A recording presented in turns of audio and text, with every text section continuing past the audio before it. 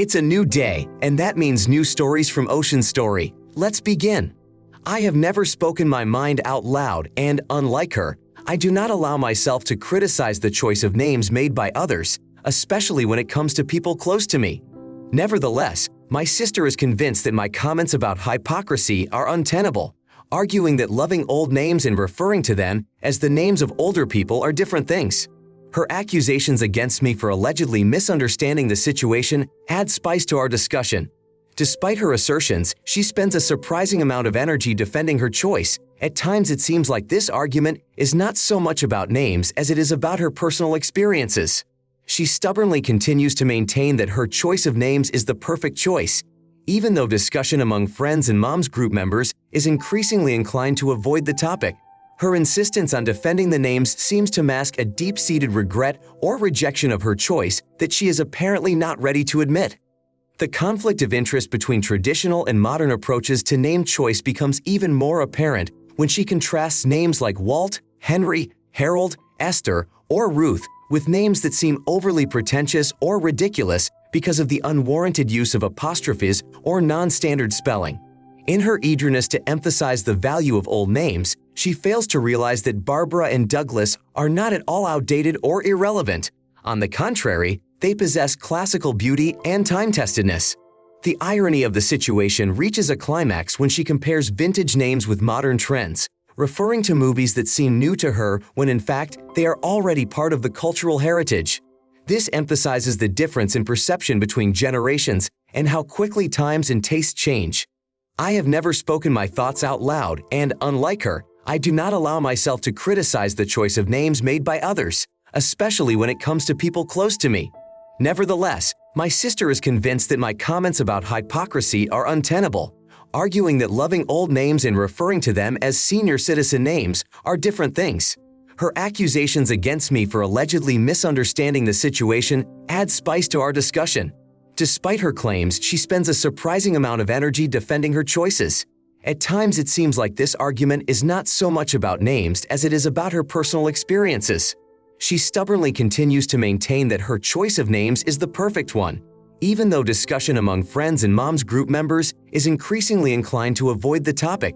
Her insistence on defending the names seems to mask a deep-seated regret or rejection of her choice that she is apparently not ready to admit. The conflict of interest between traditional and modern approaches to name choice becomes even more apparent when she contrasts names like Walt, Henry, Harold, Esther, or Ruth with names that seem overly pretentious or ridiculous because of the unwarranted use of apostrophes or non-standard spelling. In her eagerness to emphasize the value of old names, she fails to realize that Barbara and Douglas are not at all outdated or irrelevant. On the contrary, they possess classical beauty and time-testedness. The irony of the situation reaches a climax when she compares vintage names with modern trends, referring to movies that seem new to her when in fact they are already part of the cultural heritage. This emphasizes the difference in perception between generations and how quickly times and tastes change. Next story. On the threshold of adulthood, I am the eldest son in our family corner. My parents, in addition to me and my sister who still inhabits the world of adolescence, have expanded our family by taking 4 more adopted children under their wing. Over time, our home at times became a shelter for dozens of adopted siblings. Our parents fought tirelessly against time and resource constraints in an effort to provide for each of us. This required considerable sacrifice, especially on my part. With concern for my siblings, they tried to give everyone an opportunity for activities outside of the school program. Unfortunately, however, such an opportunity was never given to me. In my childhood, when I was only 5 years old, soccer became my unwilling companion. By the age of 7, however, as my parents delved into foster care, I withdrew from it to free up resources for the younger ones. My sister Kara found her calling in dance. Other siblings enriched their lives with music. The younger ones also received unconditional support to participate in school trips, unlike me, who had already been left out of such activities since I was 6 years old. My last request for support came at the age of 9, when I was encouraged to earn for the family's needs on my own. When my grandparents found out about this, they supported me financially. However, my parents decided to allocate the funds to household needs. This made my grandparents unhappy, especially when it became known that my emergency tonsil surgery had been postponed for 2 years in favor of medical procedures for 2 adopted siblings and 2 siblings rather than me. My grandparents, noticing how much adversity I was going through because of my home circumstances, decided to take special care of my future. They started an educational fund for me in which they invested a significant amount of money, which came as a surprise to me. This gesture was particularly meaningful in light of arguments with my parents regarding the lack of savings for my future, while hopes were pinned on my siblings. My parents, upon learning of the fund's existence, insisted that the funds be distributed equally among all the children, believing that $350,000 was too much for one person, given that there were other needs in the family. In discussions, it turned out that my youngest sister, still in kindergarten, had a need for critical gastric surgery. She has had serious health issues since birth that have taken a lot of resources to address. My parents were told that surgery could dramatically change my sister's life, giving her the opportunity to live with less pain and complications. This could give her a chance for a more serene childhood, as her condition has limited the opportunities available to her to live a fulfilling life. My parents were faced with the problem of lack of funds for my younger sister's surgery, due to which they approached me to provide money for my educational fund. The amount needed to cover the medical and related expenses was estimated at $270,000. They expressed hope that some of the funds could be repaid, but also recognized that the needs could increase in the event of complications. When I refused to provide the requested amount, my parents accused me of selfishness. In response to their rebuke, I pointed to a long history of deprivation on my part and questioned why funds previously allocated for my adopted and biological siblings had not been utilized. They responded by stating that my education had been a priority before, and now it was time to take care of my sister's future. The accusation of my refusal to help was based on the claim that I was refusing to do so because my sister was not my own, calling my behavior irresponsible. The world of charity, known for its generosity, offers many opportunities for free medical care for children in need, information that your parents should be aware of. In addition, there are many health insurance plans and programs to support families with children. The offer to pay for a $270,000 surgery raises questions, considering that even without insurance coverage, the cost of medical procedures is usually estimated to be much less. You are encouraged to consider living with grandparents to avoid putting funds saved for your future education in the hands of your parents. These monies have been set aside solely for you to support your future aspirations and goals. A situation in which the cost of surgery is out of the ordinary may lead you to consider more affordable options, such as government health programs like Medicaid, designed to support low-income families. It is also important to consider whether the funds are currently available to you and whether they can be used for more than just educational purposes. It is your money and it should serve your future, not be a source of additional anxiety. Your right to manage these funds according to your needs and desires is a priority that is important to consider in all decisions. I have doubts in my heart as to the veracity of the situation, especially since your parents have previously resorted to using funds kindly provided by your grandparents. It seems to me that your grandparents probably had protective measures in place for these remedies so that they would serve your future specifically. In that case, I might advise your parents to contact your grandparents directly if they feel the need for these funds. In case you are pressured to hand over the money, you yourself could approach the grandparents to outline the situation and express your concerns. This includes the money they have set aside for you, their only grandchild, with the intention of supporting your future. Now I want to tell a different story. My wife of 28 years, Diane, is on the verge of completing her doctoral dissertation. She is eager to develop her career before we decide to start a family. The family, aware of my income, has no doubt that we could provide a comfortable life for ourselves. However, for Diana, the peaks achieved in the professional sphere are above material well-being. She strives to enjoy the results of her tireless efforts. In her words, starting her career will give me, a professional welder with 15 years of experience, a chance to slow down a bit and take a break from my busy schedule. Having supported Diane and her pursuit of knowledge all her life, I have watched her progress with pride. Through our combined efforts, she will graduate without the burden of student debt. Our home, her car, and our shared life are all testaments to our well-being and mutual support. We aim to enjoy a quiet life together for a while longer before turning a new page and welcoming children into our family. Against the backdrop of a recent family gathering where relatives never tired of reminding me of their desire to see the grandchildren, I finally decided on a strong response. I suggested that if they were so eager for an addition to the family, they could shoulder the financial cost of Diana's education and also provide her with a decent compensation for her lost earnings when she returned to her professional life, covering the difference between her potential income and the salary of her entry-level position. I offered the in-laws two options. Either they could cover the cost of the nanny so that Diana could continue working, or they could be patient and wait until we were ready to have children, to which they replied that they could not afford such an expense. This prompted me to ask how they thought we would be able to afford such a thing. I suggested that if they really wanted grandchildren, they could just give Diane her inheritance now rather than waiting for the future. This suggestion made them unhappy. They stated that it didn't belong to her until they decided on it themselves. Diane asked me to stop these arguments. She repeatedly tried to explain to her parents the reasons for our decision to wait to have children, but her words went unheeded. Since the issue of children came up, relations with her family have cooled. They seem to view me as uncaring for my attempts to emphasize the financial side of their request. Many of her family agree that I did the wrong thing by offering to cover their expenses if they want grandchildren now. They need to be clear that the decision to have children is entirely yours. They have no right to interfere in such intimate aspects of your life. It's time to drop the excessive politeness and set clear boundaries. If the desire to see a new family member is so great, have them consider adoption. Here, they will have the opportunity to show their care and responsibility. Unfortunately, the lack of respect for your wife's personal choices about her life raises questions. Suggesting adoption of children they can treat the same way does not address the root problem of respect and understanding. Your role in communicating with her family should be low-key and respectful, despite possible disagreements.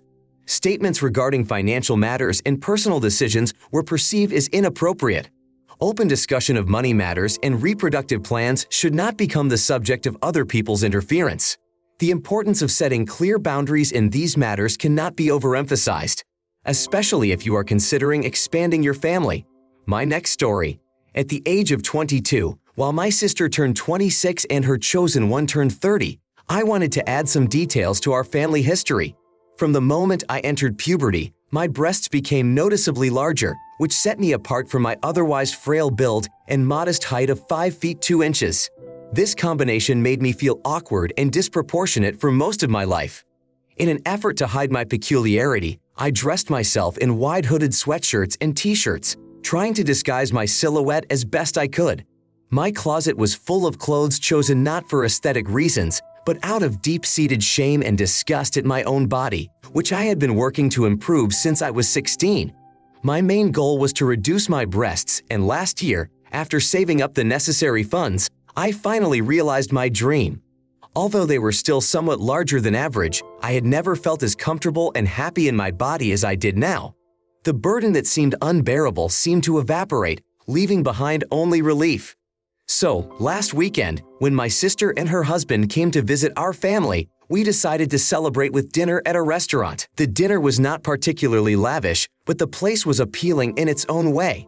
I chose jeans and a tight shirt for the occasion, thinking my outfit was appropriate. The evening seemed pleasant as we talked, laughed, and shared news, as we usually do with family.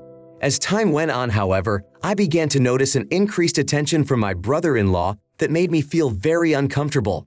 I thought my sister noticed it too, but she chose to remain silent throughout the evening, which only made me feel more uncomfortable. It seemed to me that my sister might be resentful of her husband for his inappropriate behavior and understood that I was uncomfortable under his gaze. To my surprise, however, that same night she sent me a message with a very different reproach. She stated that I should not have dressed so provocatively in front of a married man, urged me to have more self-respect, and assured me that I was not the type to seek the attention of married men. In response, I tried to explain to her that my intentions were nothing of the sort and that her husband's glances were only making me uncomfortable. All she said was that if I didn't want to attract his attention, I should reconsider my closet. The whole incident deeply affected me, and I turned to my mother for support, but to my surprise, she took my sister's side. It made me wonder if I really should have been more judicious in my choice of clothes, especially since even my mother thought my behavior was rash. At times like this, I began to feel truly lost, for I felt like I was at the center of injustice. However, as I thought back to the words of Jesus that I had once read, I found comfort and affirmation in them. Jesus taught that if a man is seduced by a woman's beauty, the fault lies not with the woman, but with the man who cannot control his desires. According to this logic, the responsibility for one's actions and attractions lies solely with the one who is tempted, not with the object of his lust.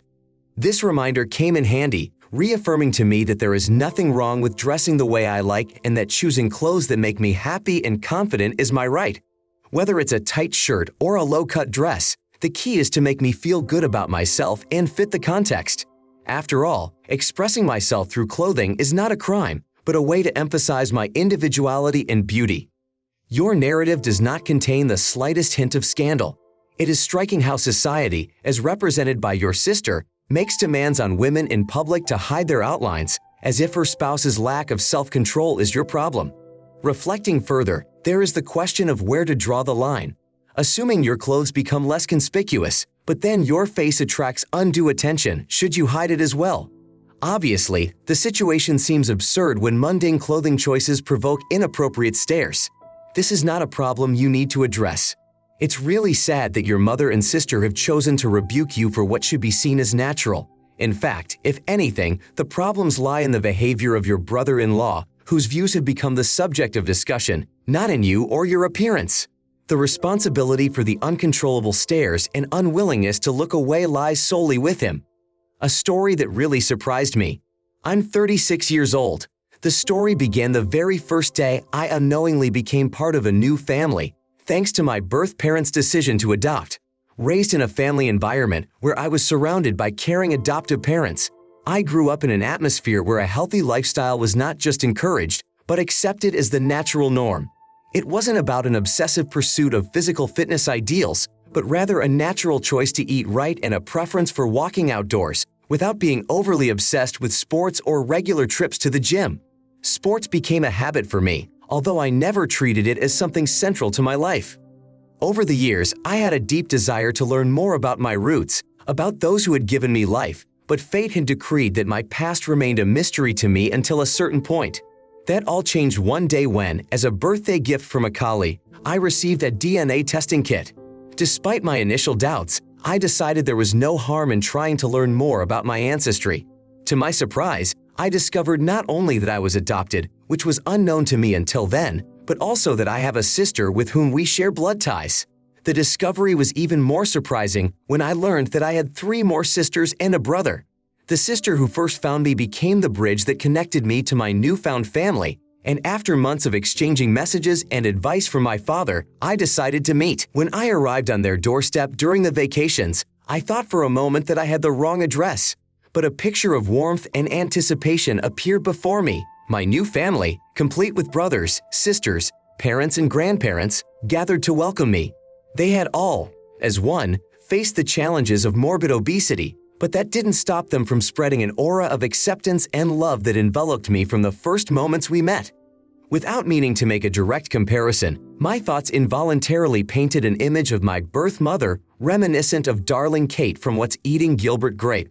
This thought, which stirred my consciousness, was deliberately let go so as not to cloud the upcoming meeting with my family, which I sought with a pure heart. The meeting developed in its own way, though it was not without its initial tension, which dissipated only with the preparation for dinner. The dinner turned into a real feast, offering an abundance of choice, before which I was powerless. From the variety of dishes, I could only eat a little. After a visit that left me feeling satisfied with the encounter, I returned home, where the ordeal awaited me. Missed messages accusing me of unconscious bias and ignorance. These accusations covered everything from my initial confusion upon arrival to what I thought were minor moments of attention. I was told that my behavior and carelessly thrown words made my interlocutors feel judged and rejected, which was a profound reflection on the complexity of human relationships and the uneasy art of communication. Frankly, people's personal weight is not a particular concern to me. At the same time, I will not claim that the initial impression of the weight of my newfound relatives was not a challenge for me. The unexpectedness of their appearance took me by surprise, but I have endeavored to show that appearances do not serve as my criterion for judging a person. I do not consider myself a person prone to hasty judgments, and I hope I have been able to convey that. As I pondered the possibility of a genetic predisposition to being overweight, which my family may have taken for granted, I realized that their reaction to my presence may have come as something of a shock, a confrontation with the reality that the causes of their problems lay not so much in genetics as in lifestyle.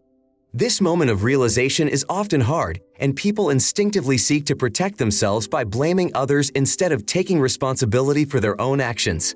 I am truly sorry that such a negative experience marred our first meeting. Indeed, many people tend to attribute their weight to genetics, although, in most cases, behavioral factors are the deciding factors. Among the new acquaintances was a vegetarian, a brother characterized by a lean figure, which was a reminder that each person is unique. Meeting family for the first time after 36 years of separation, full of uncertainty and unpredictability. It naturally causes confusion, even if photos on social media have been seen beforehand. You shouldn't force yourself to eat more than you want just to please others. At the end of the day, your well-being and comfort shouldn't depend on other people's expectations. Remember that your worth is not determined by other people's opinions, and maintaining your inner peace is your first priority. My next story. My sister recently had a momentous event in her life. She became a mom of miracle twins, a boy and a girl. These babies are long-awaited and highly desirable, and their names were chosen with special warmth and care. My sister has always favored names reminiscent of the olden days, genuinely admiring their return to fashion. Her taste in names is certainly different from my choices for my children, which seem to her not so much extravagant as insufficiently traditional. She is convinced that the names Barbara and Douglas will be universally recognized and loved. Despite this, not all responses have been unequivocally positive. Some people smilingly call these names sweet old men, which causes mixed feelings for the sister. On the other hand, there are those who do not hide their dissatisfaction, considering such names outdated. My sister is saddened by such opinions because for her these names carry a special meaning and beauty. Her closeness with her friend and participation in groups for moms has allowed her to share her experiences and receive support. However, despite the supposed approval in these circles, my sister sometimes feels hurt by the way people express their admiration for the names. This is difficult for her, as each name for her is a symbol of uniqueness and heritage that she wishes to share with the world. My sister has shared with me many times her worries about the topic of her children's names, giving it special meaning. The first time she broached the subject, I chose to remain silent, giving her the opportunity to express her feelings without interference. On the second discussion, when I ventured to ask what exactly was bothering her, she enthusiastically shared her belief in the superiority of older names, arguing that the age of the names only made them more valuable. Her determination to defend such names showed how deeply she believed in their value, despite my personal opposition to the choice. The third time the topic came up again in our dialogue, I, not without regret, pointed out to her some hypocrisy. This was after she recounted a conflict at a mom's support group where disapproving comments were made about old-fashioned names, which clearly hurt her feelings. My comment about hypocrisy was prompted by her reaction to these comments, especially given her own desire for such names. In response to my words, she countered that my opinion merely reflected my misunderstanding of her choice, emphasizing the difference between our views on the value of names. I have never spoken my mind out loud, and unlike her, I do not allow myself to criticize the choice of names made by others, especially when it comes to people close to me. Nevertheless, my sister is convinced that my comments about hypocrisy are untenable, arguing that loving old names and referring to them as senior citizen names are different things. Her accusations against me for allegedly misunderstanding the situation add spice to our discussion. Despite her claims, she spends a surprising amount of energy defending her choices. At times, it seems like this argument is not so much about names as it is about her personal experiences. She stubbornly continues to maintain that her choice of names is the perfect one, even though discussion among friends and moms group members is increasingly inclined to avoid the topic. Her insistence on defending the names seems to mask a deep-seated regret or rejection of her choice that she is apparently not ready to admit. The conflict of interest between traditional and modern approaches to name choice becomes even more apparent when she contrasts names like Walt, Henry, Harold, Esther, or Ruth with names that seem overly pretentious or ridiculous because of the unwarranted use of apostrophes or non-standard spelling. In her eagerness to emphasize the value of old names, she fails to realize that Barbara and Douglas are not at all outdated or irrelevant. On the contrary, they have a classic beauty. The irony of the situation reaches its climax when she compares vintage names with modern trends, referring to movies that seem new to her when in fact they are already part of the cultural heritage. This emphasizes the difference in perception between generations and how quickly times and tastes change.